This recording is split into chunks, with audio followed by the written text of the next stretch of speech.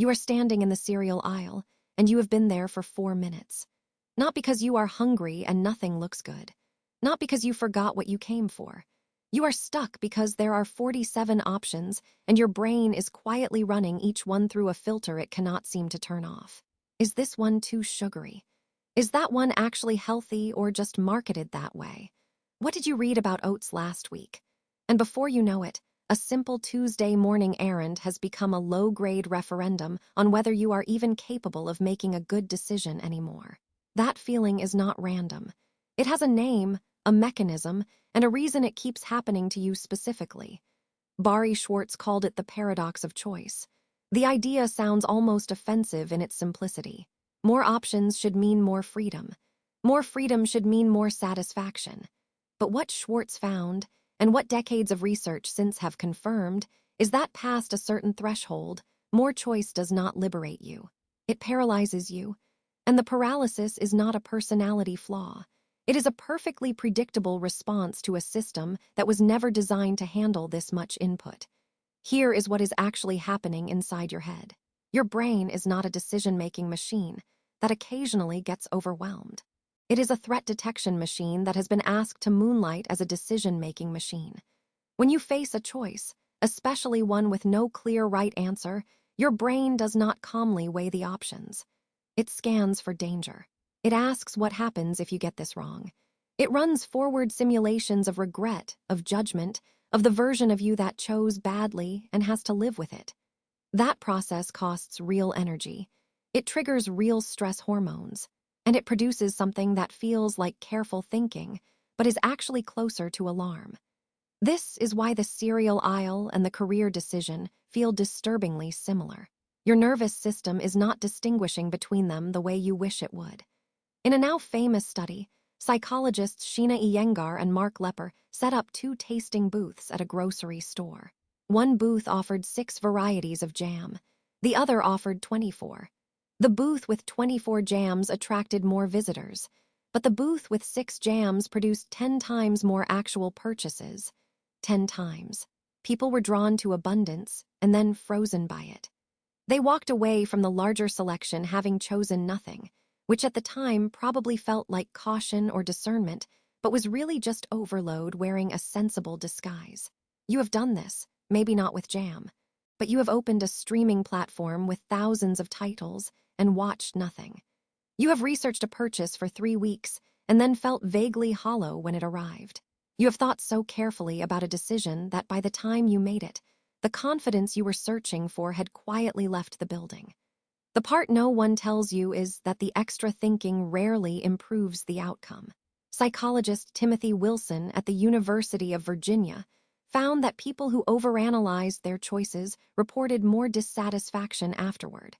Not less, even when the objective quality of their decision was identical to someone who chose quickly. You are not getting better answers by thinking longer. You are getting more attached to the idea that a better answer exists, somewhere just past the next consideration. That is the real trap, not the choice itself. The belief that if you just think about it a little more, the right answer will finally feel obvious. It is a clean, closed loop, and it keeps you running. So the question is not how to think better about decisions. The question is how to understand what your brain is actually trying to protect you from when it refuses to let you just pick the cereal and go home. Because once you see that, something shifts. The loop does not disappear, but you stop mistaking the alarm for wisdom. What your brain is trying to protect you from is getting it wrong. That is the core of it. Not the cereal, not the career, not the apartment or the relationship or the career pivot. The threat your nervous system is actually responding to is the possibility of regret. And regret, it turns out, is something your brain treats with the same seriousness as physical pain. Neuroscientist Giorgio Coricelli scanned the brains of people making decisions and then showed them the outcomes they missed. The moment someone realized a different choice would have been better, the same regions lit up that activate during genuine loss. Not symbolic loss. Felt loss. Your brain does not file regret under disappointment and move on. It files it under damage. So when you are standing in front of a decision and you cannot seem to move, part of what is happening is that your brain is running a preemptive scan for that exact feeling. It is trying to protect you from something it already knows will hurt. That protection is not irrational. It is just pointed in the wrong direction. Here is where the pattern tightens into something you might recognize. The more you care about making the right choice, the more options you consider. The more options you consider, the more possible versions of regret you generate. And the more regret you can imagine, the harder it becomes to commit to anything. Schwartz called the people most vulnerable to this maximizers, not because they are greedy or perfectionistic in a dramatic way, but because their internal standard for a good decision is the best possible decision. Not a good one, the best one. And the best one, by definition, requires checking everything first. You have probably met the other type without realizing it. Satisficers. People who decide when something is good enough and then stop looking. They are not less intelligent. They are not less careful. They have simply set a different internal threshold. And research consistently shows they end up happier with their choices, even when the objective outcome is identical to the maximizer sitting next to them. The difference is not talent. It is the question each person is asking. The maximizer asks, is this the best? The satisficer asks, is this good enough? One of those questions has an answer you can actually reach. Now here is the part that will feel slightly unfair. The solution is not to simply care less. You cannot decide your way out of caring. What you can do is change where you aim the caring. And this is where the research gets genuinely useful. Psychologist Daniel Kahneman, who spent most of his career mapping the gap between what we predict will make us happy and what actually does, found something that should follow you out of this chapter. We are consistently bad at effective forecasting. That is the technical term for predicting how we will feel in the future.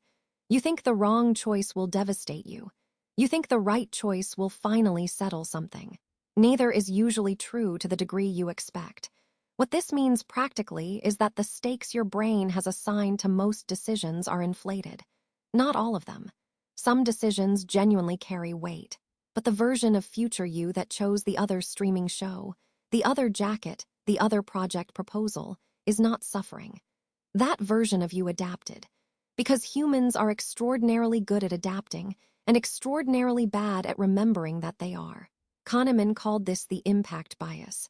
We overestimate how much outcomes will affect us and for how long. And that overestimate is the invisible fuel feeding the loop. Every time you treat a moderate decision like a high-stakes one, you are running the full alarm sequence for a situation that did not require it. That costs something. Attention, energy, time, and a quiet confidence in your own judgment that erodes a little more each time you override it with another round of research. You are not broken for doing this. The pattern makes complete sense given what your brain believes is at risk. But the belief is running ahead of the evidence.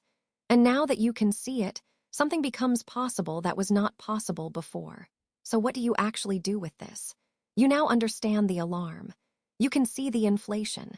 You know your brain has been assigning emergency-level resources to decisions that, by most honest measures, do not require them. That understanding is real and it matters. But understanding alone has a ceiling. At some point, you have to walk back into the cereal aisle and choose something.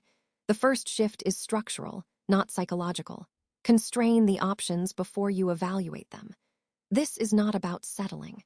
It is about recognizing that your evaluation process is only as reliable as the container you give it to work inside.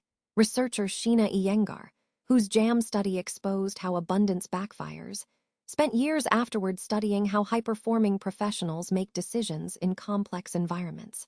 What she found was that the best decision-makers were not the ones with access to the most information. They were the ones who had learned to define the boundaries of a decision before engaging with it. Not what are all my options, but what are the 3 options worth seriously considering? That boundary is not a limitation. It is the thing that makes genuine thinking possible. The second shift is about where you set your finish line.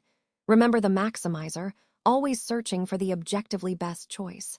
The internal standard that keeps the loop running. You do not have to abandon standards. You have to renegotiate what done looks like.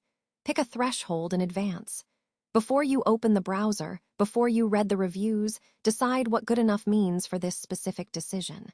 Write it down if you need to. One sentence. What would a satisfactory outcome look like? Then when something clears that bar, you stop. Not because you are giving up, because you finished. This sounds almost insultingly simple. It is not easy. The urge to keep looking does not disappear the moment you name your threshold. But here is what changes.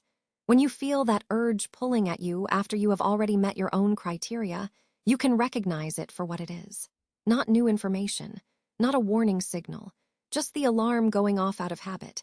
And habits, unlike threats, can be noticed without being obeyed. The third shift is the one that takes the longest but reaches the deepest. You need evidence that your judgment is trustworthy. Not confidence as a feeling you manufacture, but confidence as a record you build. Start tracking the small decisions you made without agonizing. The lunch you ordered quickly and enjoyed. The route you picked without consulting 3 apps. The reply you sent before you could second-guess it. None of these feel significant in the moment. That is precisely why they work. Your brain is updating its model of you with every data point. Give it better data. Prove, repeatedly and in low-stakes conditions, that choosing without certainty does not end in catastrophe. Because it will not. And eventually that proof accumulates into something your nervous system can actually use. Kahneman's impact bias told you that outcomes affect you less than you predict. This is the practical application of that finding. You already have hundreds of pieces of evidence that imperfect decisions led to perfectly livable outcomes. You just were not collecting them. Start now.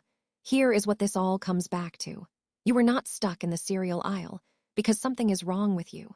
You were stuck because your brain was running a threat response in a context that did not require one, using an alarm calibrated for a world with far fewer jars of jam on the shelf.